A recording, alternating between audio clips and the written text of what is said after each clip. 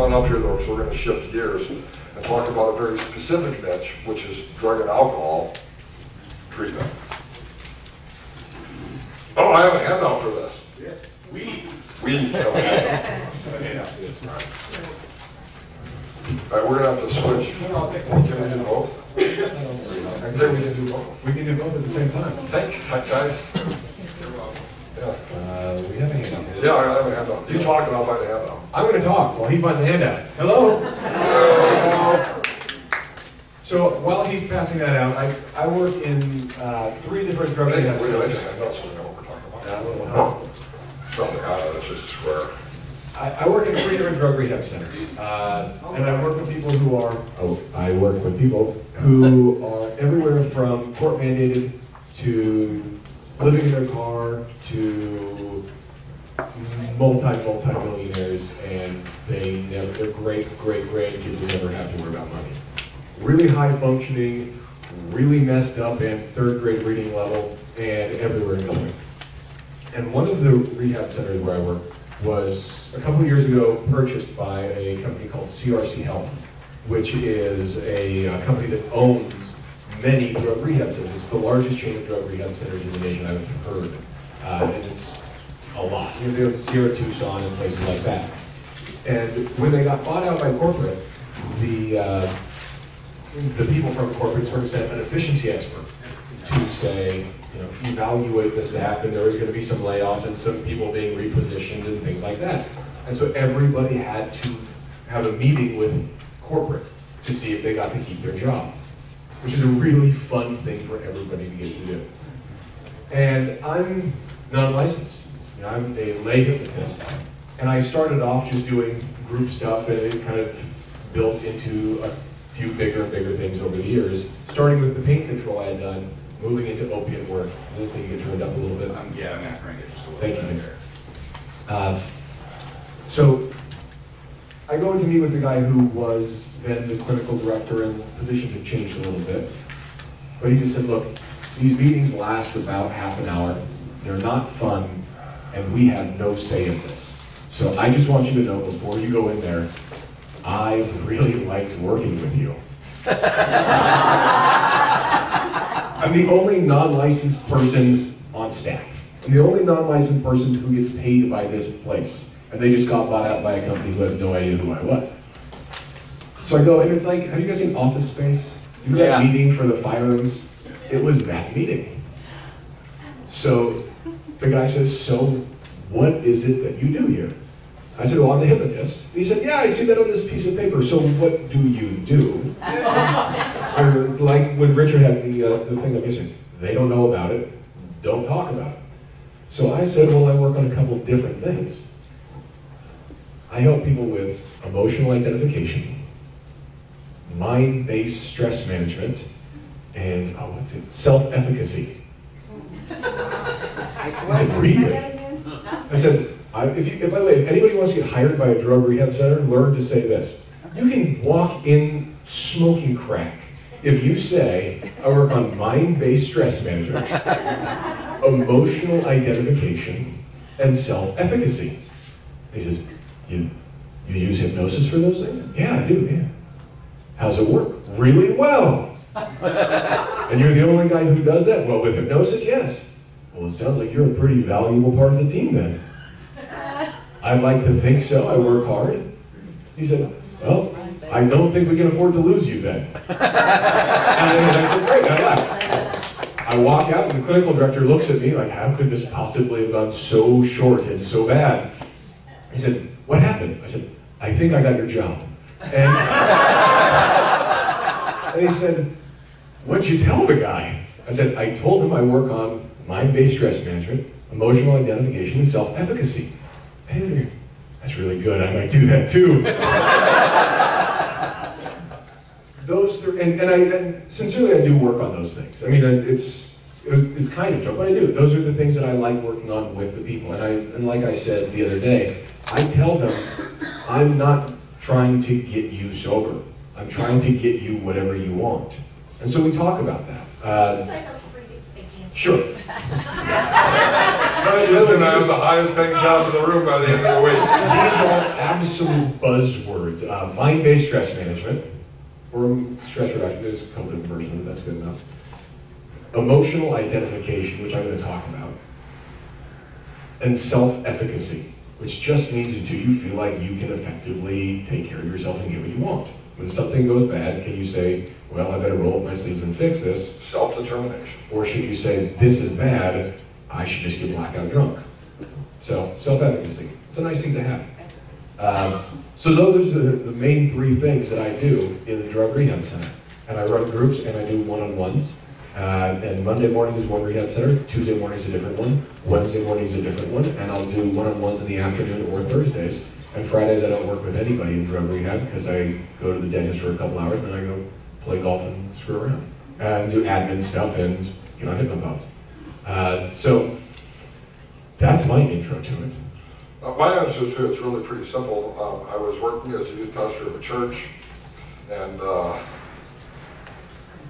pastor and the head of the board of deacons walked into a restaurant where I happened to be sitting at the bar.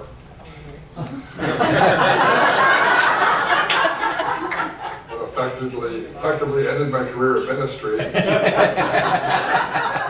What do you do with a bachelor's degree in ministry from a Baptist Bible college? So I began selling used cars. And the only job I could get shortly thereafter was working. The only job I could get thereafter was working a drug and alcohol treatment program. Now I'm really loud, like Super Richard. And so I started early on doing drug and alcohol counseling. And that was primarily what I identified myself as for the last 10 years. So when I was sober and had met Carol and learned hypnosis from one of our colleagues, I began working in drug and alcohol treatment and using hypnosis specifically to help clients manage their withdrawal. And I spent the first 10 years of my career doing specifically drug and alcohol counseling full-time, 40 hours a week. But because I learned hypnosis when I was an intern, I have always used hypnosis with my clients. And I primarily used, like Richard, I didn't say I'm the hypnotist, unlike you. See, times have changed. I simply said, I'm Richard, right, I'm Richard, I'm the counselor, and you know, this works better if your eyes are closed, so go ahead and close your eyes, and the room will stop spinning, and I'm going to talk to you, and you're going to feel better, and that's basically how I presented it for the first 10 years. And so what I learned was that there are a lot of different approaches to alcohol and drug treatment and a lot of theories. Scott and I aren't going to get into those. You can't do this in an hour. You can't figure out, is it addiction or is it not? Is it really obsessional compulsive behavior or is it bad morals?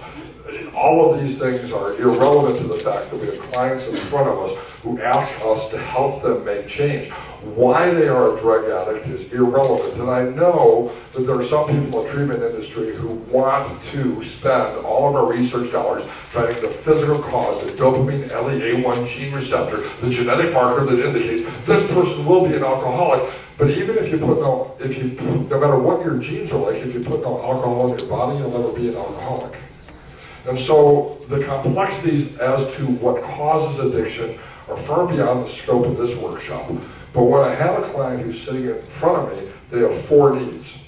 1, I have to help them physically manage the detox that they're experiencing and the physical cues that lead back to drinking and drug use, the drug-seeking behaviors. The big book of Alcoholics Anonymous, which is a great resource for stories, metaphors, parables. People don't realize the first 164 pages tells you about the 12 steps, and the rest of the book is nothing but stories. So yesterday I talked about storytelling. In fact, even if you don't use these in drug and alcohol counseling, learn the stories, because some of them are great stories. But the big book of AA describes alcoholism this way, as essentially a physiological craving coupled with a psychological obsession. And I think no matter what your model of addiction is, that is probably an accurate descriptor. And so the first thing that I want to do is address the physical needs of my client.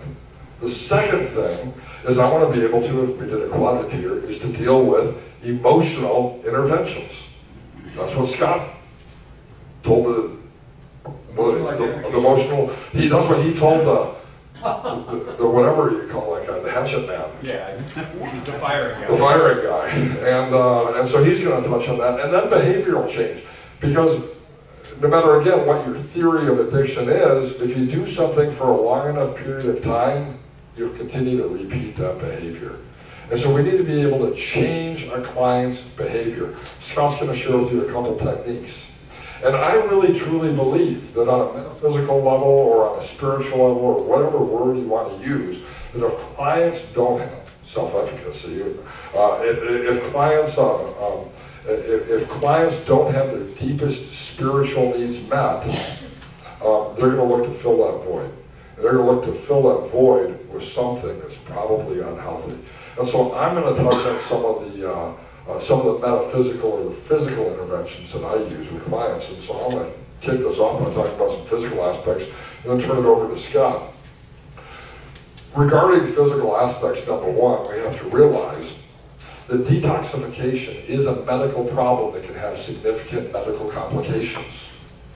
Fortunately, the majority of, and we're going to use alcohol example, alcoholics don't have DTs like Ray Milan in that movie, The Lost Weekend, where they're seeing bats come out of keyholes and hallucinating and, have the DTs and, are going to shake themselves to death. But even without that level of physical withdrawal, there are physical symptoms that have medical complications. And any hypnotist working with somebody who's addicted, whether it's to opiates, benzodiazepines, alcohol, any other substance that's abused, even marijuana, needs to make sure they have that medical referral or that the client is not in a position where medical detox is a necessity. And I do have clients who call me up and say, hey, I got your phone number for somebody, I understand you can help me with drug and alcohol related issues. I've been sober for 2 weeks or 3 weeks or 4 weeks. Look, they're out of the woods on detox. They still have physical issues. I'll get back to those here in a minute. But I want to make sure that I responsibly handle the risk that does exist with physical withdrawal by working as part of a team, by working with others in the community who can assist that client. Now, that being said, what are the symptoms of withdrawal, of detox, the medical issues? Well, they range, fortunately, most of the time, not like the movies, The Lost Weekend, but actually, the Big Book of AA sums it up best. When not drinking, the alcoholic feels restlessness, irritability, and discontent. Those are the chief and primary withdrawal symptoms that we're going to deal with. And those merge easily into the behavioral and emotional aspects. But headaches, gastrointestinal difficulties, diarrhea, constipation, those sorts of things, nervous agitation, shakes, sweats, the risk of seizure is there, which is why those medical referrals are necessary. Fever, muscle aches and pains, and sometimes people feel physically so bad with the conscious mind that they know they shouldn't do it, but they go use again just to help them. What's the best cure for a hangover? A little bit of the hair of the dog that bit you. And that is directly related to the cycle of perpetuating addiction. So what can we use? What's a technique? And we don't have a lot of time. So this isn't, again, an in-depth look, but we want you to see the techniques. What techniques can be used? People talk about in hypnosis conventions, progressive muscle relaxation. Why use the complex simplex induction? It's so much better, far more superior. You know what? My addicted clients need to learn 3 things. They need to learn how to take in a deep breath and exhale. It's hard to do with a microphone on. They need to know how to sit in a chair, close their eyes, and imagine a helium-filled balloon filling up with air. And exhaling by simply letting the air out of the balloon, taking deep breaths, letting oxygen go to the lowest part of the lungs. That's what clients need to know. Because that's a great way to breathe through the physical symptoms of withdrawal. To simply breathe through it. And it promotes healing. The second thing they need to learn from a physical perspective, they need to learn how to self-soothe. They need to know progressive muscle relaxation. I don't call it PMR, I might not go through all of Jacobson's muscle groups, but they need to know the difference between tension and relaxation. And a PMR induction is a great way to teach that skill set, even if we're not doing a hypnosis session. And the third thing that I teach my clients from a physical level, something I never hear therapists talk about and never hear hypnotists talk about, And I learned this actually from the blue-haired old ladies on the psychiatric unit at St. Francis Hospital in Tulsa, the blue-haired nurses. Autogenic training. Any nurses here? Yep, a couple nurses. The only place I've ever seen anything written about autogenic training is in nursing journals. And the idea behind autogenic training is really pretty simple. We have by the way, anyone here interested in biofeedback? Everything we know about biofeedback came from autogenic training. In 1932, a German doctor, Dr. Schultz, he was a heart doctor before we had heart surgery and heart medications, and he knew he had to teach his clients how to physically control their bodies. And so autogenic, it sounds fancy, auto means me, genic from within, so I'm automatically generating from within myself. It doesn't come from outside. The skills necessary to manage my body. And so go ahead and close your eyes, everybody here in the room. Take in a deep breath and exhale. Take in a deep breath and exhale. Scan your body kind of like you're going to let your entire body simply relax, every muscle in the body. And as you do, let your hands rest comfortably in front of you. And now pay attention to your hands. And as you do, say to yourself the word warm, warm, warm. And think of your hands and let your hands feel a sense of warmth. Warmth like that which might come from the sun, or warmth like that which might come from inside of the body, but say to yourself, my hands are warm. My hands are warm. And let those hands feel a sense of warmth. Now think to yourself the word heavy and say to yourself, my hands are heavy. My hands are heavy. And feel how heavy those hands become. And say to yourself, my hands are warm and heavy. My hands are warm and heavy. And enjoy that feeling of warmth and heaviness.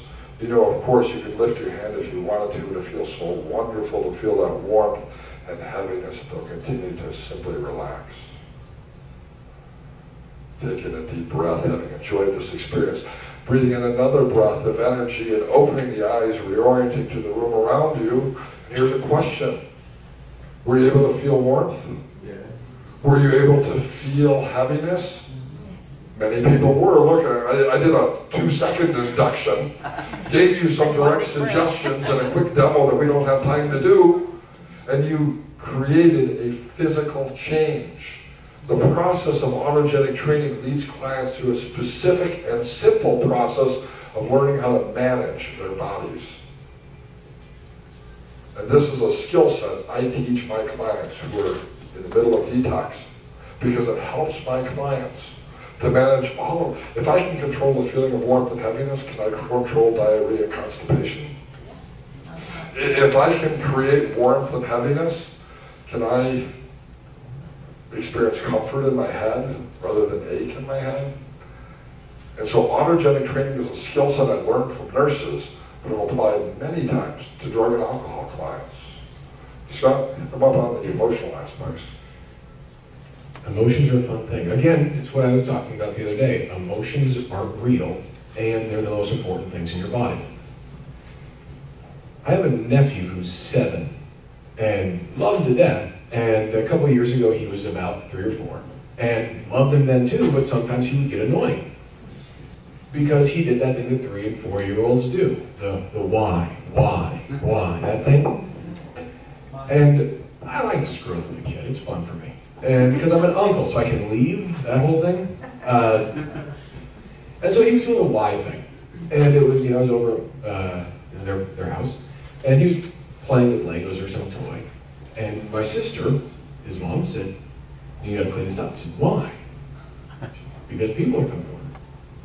Why? You have to clean this up. Why? Because I said so. Why? And it's just doing this. And she looks at me and says, can you do something about this? And a terrible idea on her part. And I started looking into it. And I started trying to figure this thing out from a different perspective. Because, let's be honest, I don't care if he cleans up the Legos. It's no reflection on me, I'm just the uncle. And he can light something on fire, and that might make me awesome. So I figured out what he actually meant, because kids are stupid, right? They haven't learned anything yet, they don't have any vocabulary, they can't articulate what they really mean. And I figured out, when he's saying why, what he's saying is, what's in it for me?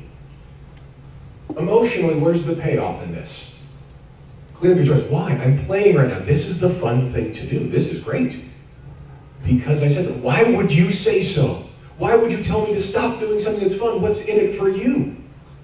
Because we're inviting people in. Why would you invite people over who don't want to play? This makes no, this is stupid. Kids are trying to understand emotionally what's in it for them. And you are taught that is annoying and rude, and you are taught to stop doing that out loud. You never stop doing it in your head. Every time someone comes up with something, immediately your head is, well, is this a good thing for me? I've told people things, with HypnoThoughts. I'll say, hey, we're going to roll out this new feature on HypnoThoughts. And people will say out loud, I can't figure out how to make that benefit me yet. What about everybody else? You silly jerk. I didn't make it for you. So we all do this. I mean, I do. Everybody does this. We have this, what's in it for me? What's in it for me? I love this. I exploit this, and I encourage the addicts that I work with, everybody that I work with, to be honest about this. So I give them a very simple exercise, and when I do the groups, you get somewhere between 2 and 5% of the people will do it. So you have to go in with bribes and tricks and threats or whatever you're going to use to get them to actually do this assignment. And I don't call it an assignment because then they will never do it. The first half of this assignment is stupid.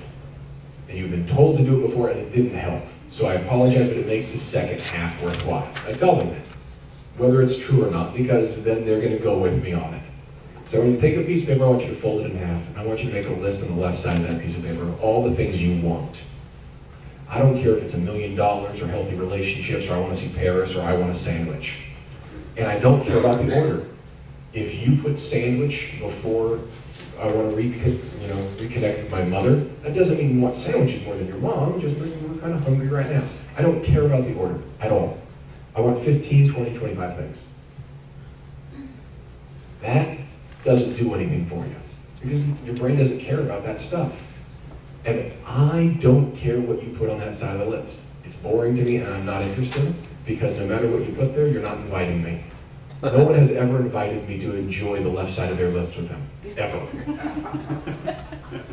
The right side of the list, this is where it gets interesting because this is the part I'm interested in because it's the part your brain cares about. I want you to put next to each one of those things, why do you want it? What emotion do you get out of that thing? If you were to get that right now, what would it feel like?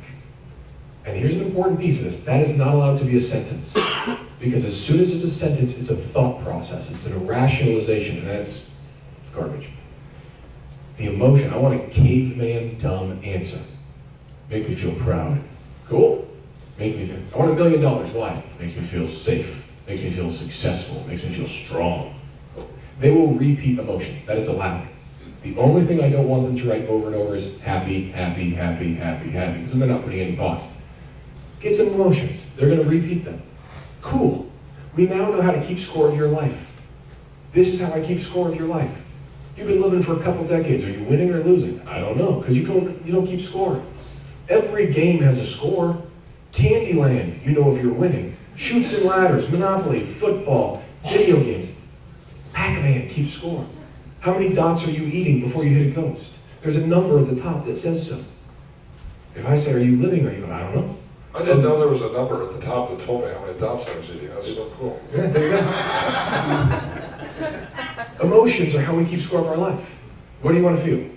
Proud. How often are you feeling it? Not very often. Then you suck. What do you want to feel? Safe. How often are you feeling it? All the time. You're winning. And then we just have that list, and I started talking about which of these things do drugs actually get you? Which of these things do drugs actually cost you? And I start asking them, what am I feeling right now? What do I want to feel? Because when they say, oh, I don't want to feel like this anymore. Cool, finish the sentence. I don't want to feel like this anymore. Instead, I want to feel. I don't want to feel lonely. I don't want to feel hungry, angry, tired, pissed, bored. I want to feel, finish the sentence. And ask yourself this one question. I love this question I ask them. And then actually, if people wonder why I put so many hours in front of my computer and how I did it, I had one simple sentence. It's a question, transderivational search. What are you earning right now? You want to become a workaholic? Put that in your office. What are you earning right now? Every time I almost got it from the computer, I'd see that, damn it. Sit down again and type away for another hour like a nerd. If I see that sign, I'm going to leave my computer. Yeah, because you're going to go earn other things besides just, yeah. I asked them, which of these emotions are you earning? Which of these emotions are you trying to get? And are you doing it right? That's my entire thing on emotional identification. And the people who do this exercise, and I tell them, look, I understand, it's going to take you 15 minutes. You've got the time. You're bored all day. Spend 15 of those bored minutes just doing this. It'll make me happy. Just do it for me. I don't even care if you can. You know, that's the thing, Scott, is the techniques that Scott just shared and the 7 steps in learning the basic process of autogenic training take 15 minutes. I've found that after years of reading academic books and earning degrees, that it's the simple stuff that's most effective. It really is. It doesn't take a rocket scientist to help a person make change. It doesn't take 57 degrees. As I always tell people, I have as many degrees as a rectal thermometer. Because I do. And the reality is, that's not what makes me a good therapist. It's knowing these simple things that make a difference in our clients' lives. And so 15 minutes spent learning autogenic training can help a person manage a lifetime of physical distress. 15 minutes doing an exercise like this can help with emotional identification, making healthy choices, in a person who spent the last 33 years making poor choices. Yeah, yeah. Any other pieces on emotions, or do we want to go straight to behaviors? I go straight to behaviors. Behaviors? Because then we get to go to lunch. Yeah. Yeah, go. Behaviors. Here's a fun thing. I ask people all the time, what's the first step of the 12? And they always tell me the wrong answer. It seems like a simple question, and everybody screws it up. What's the first step? And they say, admitting you're powerless. And I say, really? Because that's not true. And they say, yes, it is. It's on the wall. And I say, no, that's not what it says. Read again. And hypnotists, you know, some of the people in here are non-licensed or non-KDAX, and they get mad at the 12-step program because it robs people of their power. Robs people of it. You have to admit you're powerless. And I say, you're not reading. You only think it says that. And a lot of you are giving me crazy looks, like saying, you don't know what you're talking about. It says, admit you're powerless. No, it doesn't. It says, we admitted that we were powerless. It's written in the past tense. People who know NLP all of a sudden just say, son of a bitch. By the way, there's people always, you know, you go to a meeting, people, I think AA is a fantastic program. Statistically, it's not any more effective than spontaneous recovery, but for those who it's effective for, it's 100% effective to them, so what the hell? It was great to me, so I'm happy it's there. I've been sober, what, 23 years now. It's my birthday not too long ago. But, you know, I'm Richard, I'm an alcoholic. NLP and hypnosis people are so upset, you know, they're claiming that negative label. The big book of Alcoholics Anonymous doesn't teach that. Right. The social process of the 12-step programs has taught that over the years. What the big book of AA actually says in the introduction, which most people don't read, is we are more than 100 men and women who have fully recovered from our alcoholic condition. That's what the big book of AA says that it's teaching. It's teaching the wisdom of the first 100 alcoholics who are more than 100 men and women who have fully recovered from our alcoholic condition.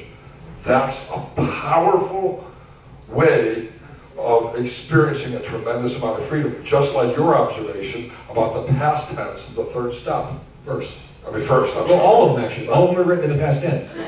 All of them are written in the past tense as, I did it. I did it.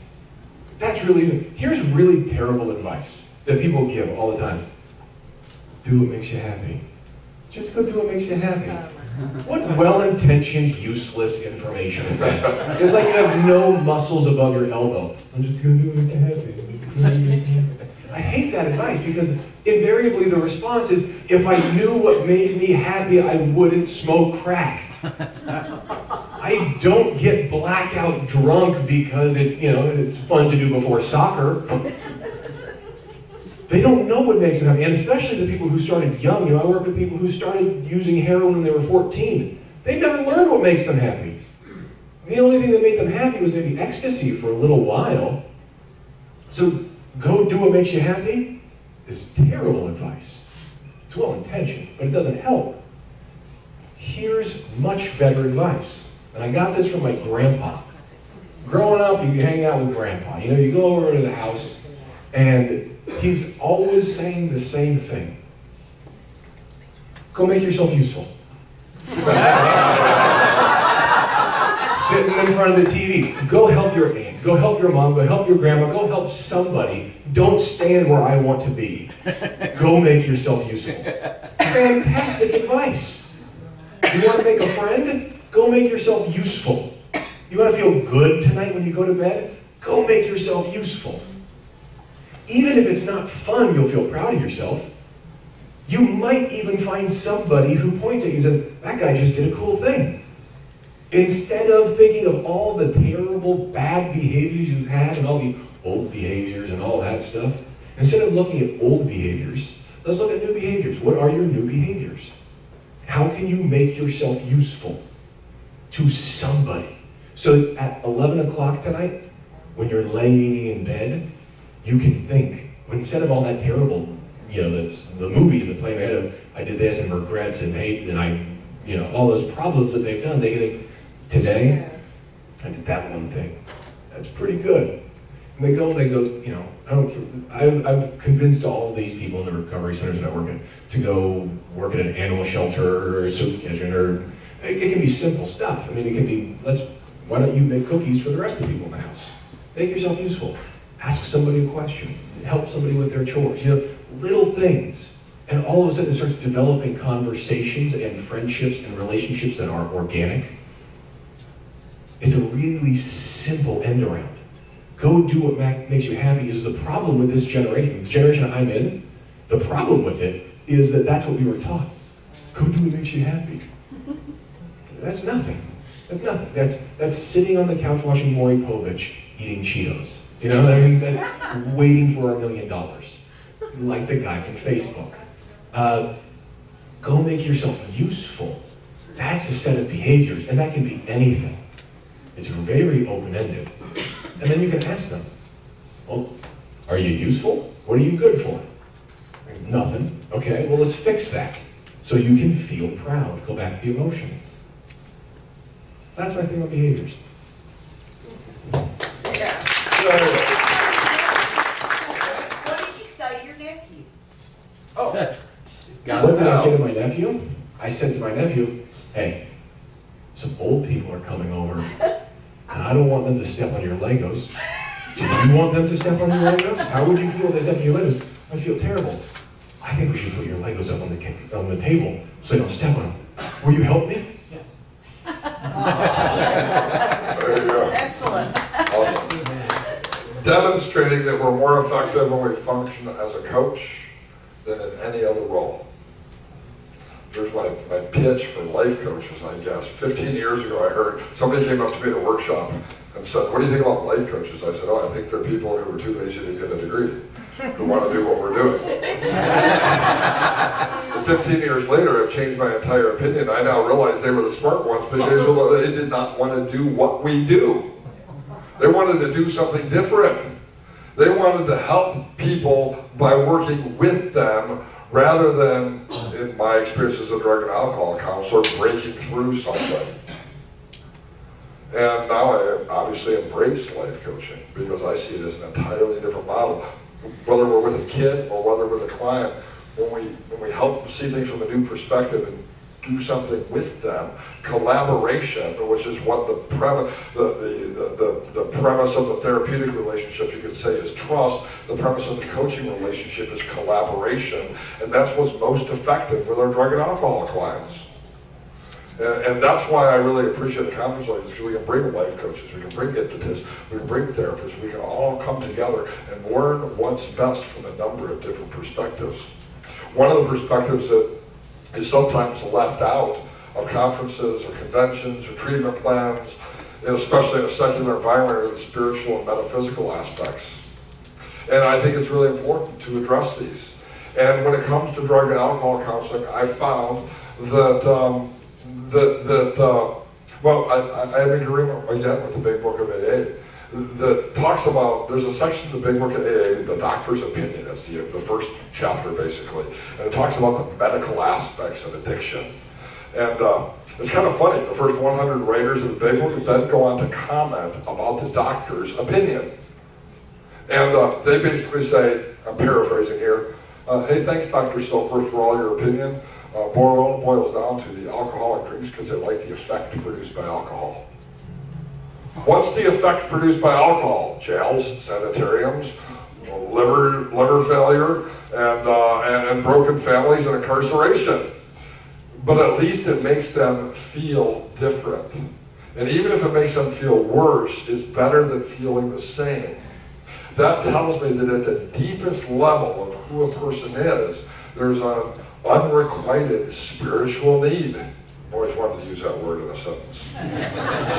Without talking about a love song by, Air Supply or something. Finally, I've achieved. I've always wanted to use the word air supply. I'm older than you by 15 years. I've used the word air supply. I went to an Air Supply concert. Yeah, it was awesome, man.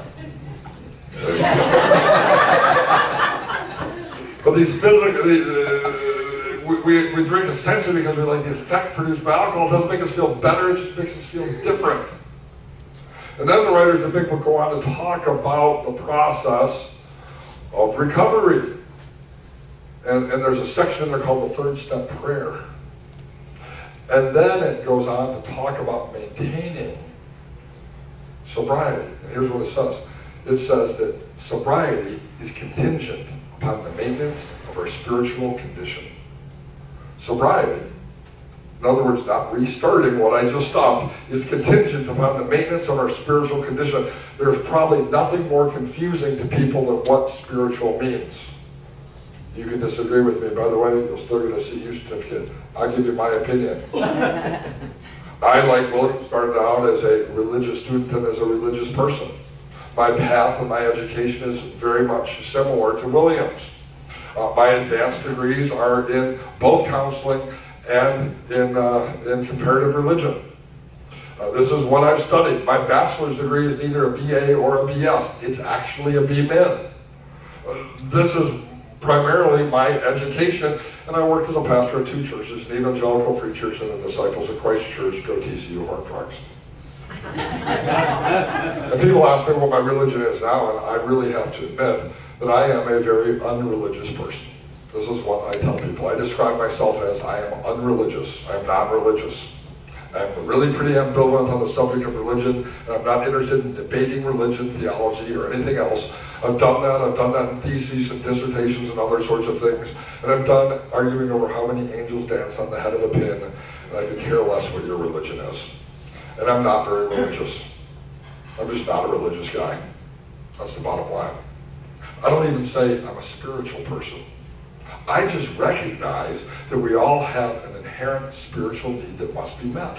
What is this spiritual need that must be addressed in addiction counseling? Well, William Glasser, years and years ago in the 1960s, in his books, wrote about our deepest need. He said our deepest need was to love other people and receive love in return. And I started doing addiction counseling in my own experiences in my own family, and I realized without the feeling of being able to love somebody and without the feeling of being loved in return, that emptiness looks for something that makes me feel better faster. And drugs, alcohol, nicotine, sex, gambling, whatever else, food, all makes me feel bestest, fastest. And so that's a deep need. A spiritual need, the ability to love somebody and to receive love in return. There's another writer who's a Christian writer, William McGee. He wrote a book called The Search for Significance.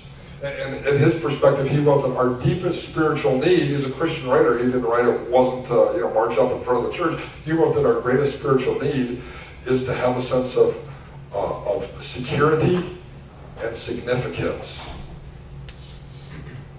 Security and significance. I need to feel like today's okay, that I'll still be here, that think of when your security is threatened, whether it's financial, or you live in an earthquake zone, or your husband or wife comes in and says they're dumping you and you have no clue. I mean, all of these sorts of things don't promote security. Security is one of our deepest needs. Without it, we look for whatever will make us feel bestest, fastest. And it's drug and alcohol. Significance, you know what? I felt pretty good this weekend. I was significant. People said thank you. It was kind of cool. I'm going to go home, I'm going to be really happy. Because we have a need to feel significant. You don't have to plan a convention to be significant, though. When the lady walked out of my office last week with leukemia and was making her plans to go down to Houston for treatment and left my office a non-smoker and came in for her second session 3 days later, looking fantastic, because I can tell if they were successful as soon as they walk in the door. I felt significant. That is an awesome feeling. Alcoholics and drug addicts aren't doing anything significant. Go make yourself useful. They don't have that feeling. It's a deep need. And William Glasser later on came and said, you know what, I was wrong in the 60s. It's not to love and be loved. He said, actually, people need a sense of belonging. That's their deepest need. I think all of these thoughts and all of these things are correct. And so in my work with individuals, I may not be a religious person, but I do not fail to address these spiritual needs that all people have, regardless of their religious persuasion or how many angels dance on the head of a pin. Everybody, religious, non-religious, feeling guilty, not feeling guilty, whatever it is, have these exact same needs, and I address those. How do I do it? What's my method for doing this? One of the things that I do as a method for addressing these spiritual issues, one is simply educate them as to what they are. Because these are things that are often outside of a person's frame of reference. They thought that spiritual meant religious or ritual or this or that, and they failed to consider that religion is only one part of our spiritual and metaphysical composition. And a specific method that you can do if you're a non-religious person, whether you're a religious person, no matter what your religion is something, I can't remember which speaker earlier said, one of our contributions from Buddhism was meditation. No matter what your religion is, you can meditate. In fact, all religions use meditation. And many people who are non-religious use meditation. And there's a Buddhist meditation, which is a loving-kindness meditation that I teach to my clients. Because it teaches them to meet their deepest needs at a spiritual level, regardless of their religion. I'll take you through a basic loving-kindness meditation. Here's the cool thing about meditation. It doesn't take 30 minutes, and you don't have to sit in funny poses. People don't know that. People say, you're a meditation teacher, but I never see you sitting on funny poses. I don't. I have arthritis. I stand up, I sit in a chair, I drive my car. There's a book out there, 8-minute meditation. I think 8 minutes is too long. I have ADD. 2 minutes is good enough. And if we learn how to meditate, we actually meditate 24 hours a day. Life becomes a meditation. I don't know when hypnosis begins and stops any longer.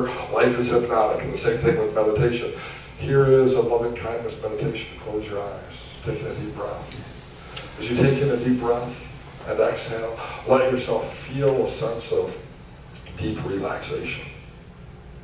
And now think to yourself about a person who you respect, who perhaps has been a teacher or a mentor or somebody important in your world, whose company you enjoy and experiences have been positive. And now let yourself feel a sense of loving and kindness towards that person.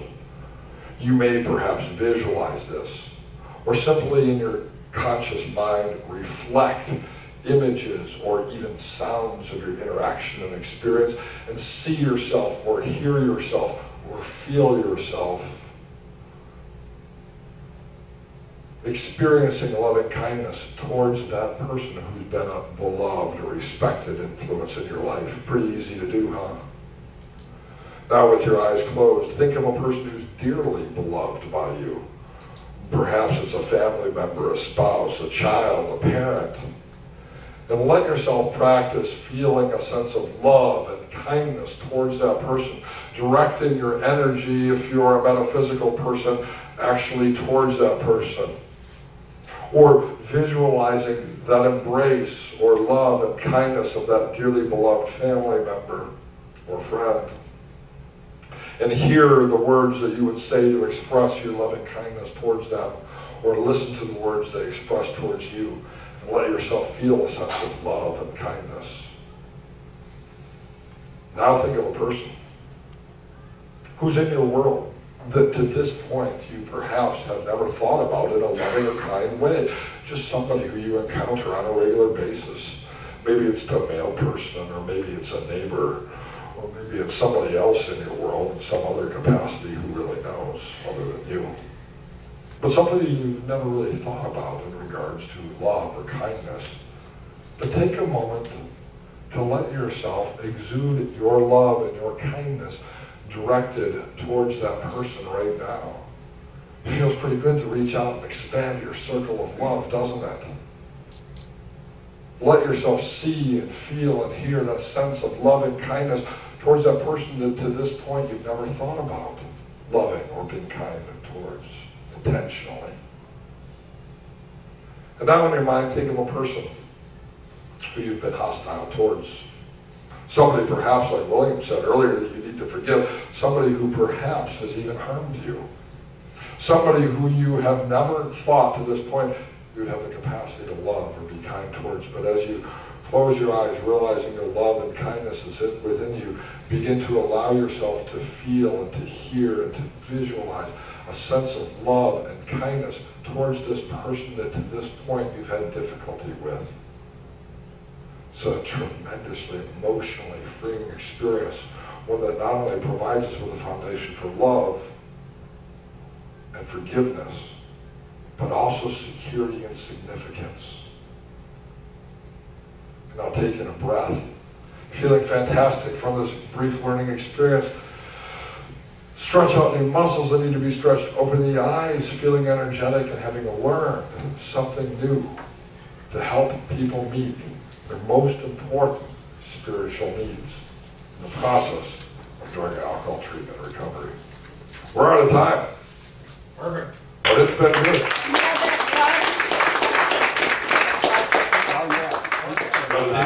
It's on the scripts. No, I think we're good with that. All right, awesome. You guys have a great lunch. We'll see you at 1:20.